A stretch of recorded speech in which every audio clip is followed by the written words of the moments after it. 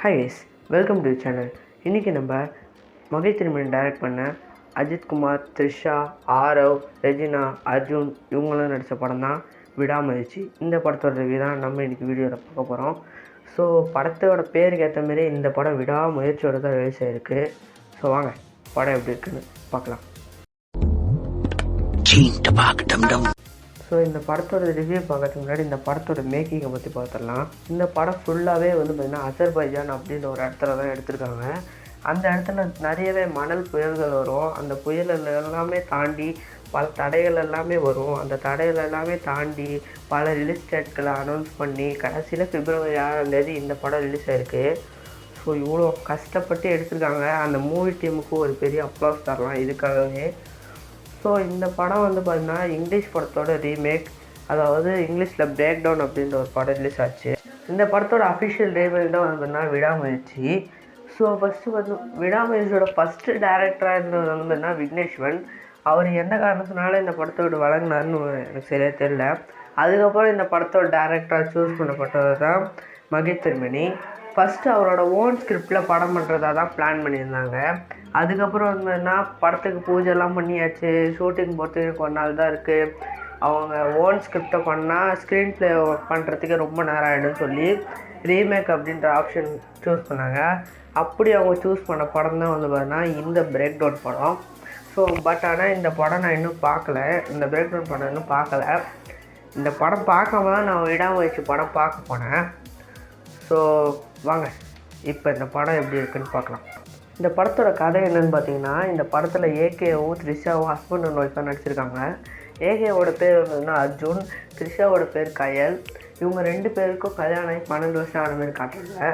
அதுக்கப்புறம் இவங்க 2 பேருக்கும் மிஸ் அண்டர்ஸ்டாண்டிங் ஆகி இவங்க 2 பேருக்கும் டைவர்ஸ் அப்ளை பண்ணுறாங்க.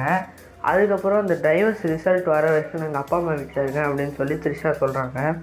அதுக்கு நானே உங்களை கூப்பிட்டு போய் ட்ராப் பண்ணுறேன்னு சொல்லி அர்ஜுன் சொல்கிறாரு. ஸோ அவங்க மேற்கொள்கிற இந்த 1 hour ட்ரிப்பு தான் படமே. அந்த ட்ரிப்பில் அவங்க கார் பிரேக் டவுன் ஆகுது.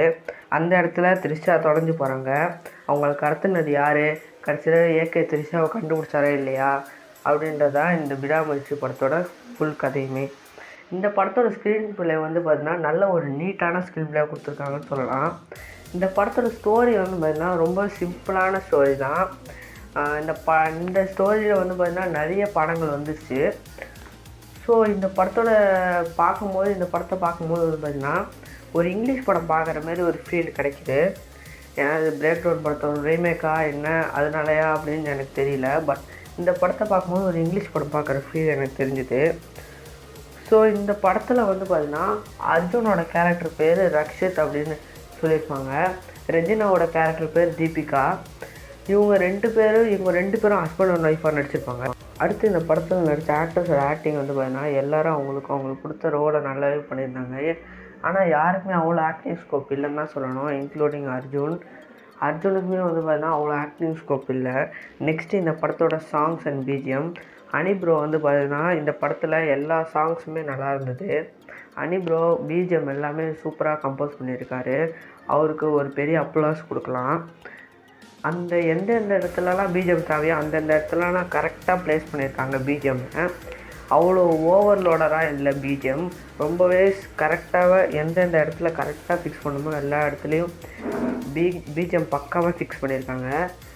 நெக்ஸ்ட்டு பார்த்திங்கன்னா இந்த படத்தில் வந்த பாட்டு, இந்த படத்தில் ஃபேன்ஸ் என்ஜாய் பண்ணுற மாதிரி மூமெண்ட்ஸ்னு பார்த்திங்கன்னா 2 மூமெண்ட்ஸ் தான். ஒன்று பார்த்திங்கன்னா காரில் ஒரு ஃபைட் வரும். இன்டர்வல் சீனுக்கு அப்புறமா காரில் ஒரு ஃபைட் வரும். அர்ஜுனுக்கும் ஆரவுக்கும் ஒரு ஃபைட் வரும். அந்த ஃபைட் உண்மையிலே நல்லா இருந்தது. அது டாப் வியூவிலேருந்து காமிச்சிருப்பாங்க. உண்மையிலே சூப்பராக இருந்தது. நெக்ஸ்ட்டு இன்டர்வலுக்கு முன்னாடி ஃபஸ்ட்டு சீனாக தான் சவடிக்கா சாங். அந்த சாங் உண்மையிலே பயங்கர என்ஜாயாக இருந்தது. நான் தேட்டரில் அந்த படம் பார்க்கும்போது பார்த்திங்கன்னா ஃபேன்ஸ் எல்லாமே ஒரே ஜாலியாக இருந்தாங்க. ஸோ நெக்ஸ்ட்டு பார்த்திங்கன்னா இந்த படத்தோட எண்டிங் பார்த்திங்கன்னா ஒரு சாட்டிஸ்ஃபையான எண்டிங்கான்னு பார்த்தீங்கன்னா கண்டிப்பாக இல்லைன்னு தான் சொல்லணும். எல்லா படத்துலையும் வர நார்மல் எண்டிங்காக தான் இந்த படத்தோட எண்டிங் இருந்தது. நெக்ஸ்ட்டு பார்த்திங்கன்னா நிறைய சிமிலாரிட்டிஸ் ஒத்து போச்சு விடாமுயற்சி படத்துக்கும் இன்னும் நிறைய படத்துக்கும். அதெல்லாம் பற்றி இப்போ பார்ப்போம்.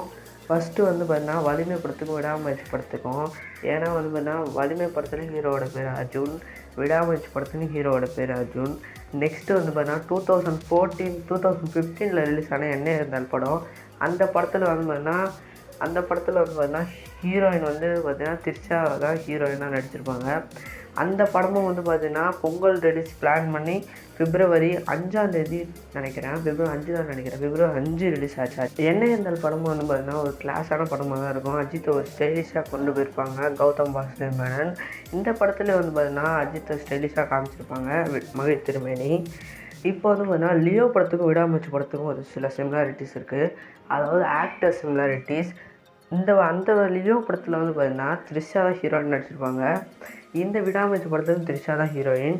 அந்த படத்துலேயும் வந்து பார்த்தீங்கன்னா அர்ஜுன் தான் வில்லன். இந்த படத்துலேயும் அர்ஜுன் தான் வில்லன். இப்போ தான் ரீசெண்டாக ஏகே வந்து பார்த்தீங்கன்னா ஒரு கார் ரேஸில் வந்து பார்த்தீங்கன்னா கலந்துருந்தார். அதுக்கப்புறம் ஏகேக்கும் ஒரு பத்மபூஷன் அவார்டு கிடச்சிருந்தது. அதெல்லாம் பற்றி வந்து பார்த்தீங்கன்னா நிறைய பேசியிருந்தார் ஏகே. மகிழ் திருமேனி கொடுத்த இன்டர்வியூவில் பார்த்தீங்கன்னா அதை பற்றி பேசியிருப்பார். ஸோ அவ்வளோதான் இந்த ரிவ்யூ. இந்த படம் எனக்கு பர்சனலாகவே ரொம்ப பிடிச்சிருந்தது. இந்த படம் நீங்கள் இந்த படம் பார்த்துட்டீங்களா? உங்களுக்கு இந்த படம் பிடிச்சிருந்ததா அப்படின்றத கமெண்ட் செக்ஷனில் கமெண்ட் பண்ணிவிட்டு போங்க. நெக்ஸ்ட்டு ரிவ்யூவில் பார்க்கலாம். Stay tuned. பாய்.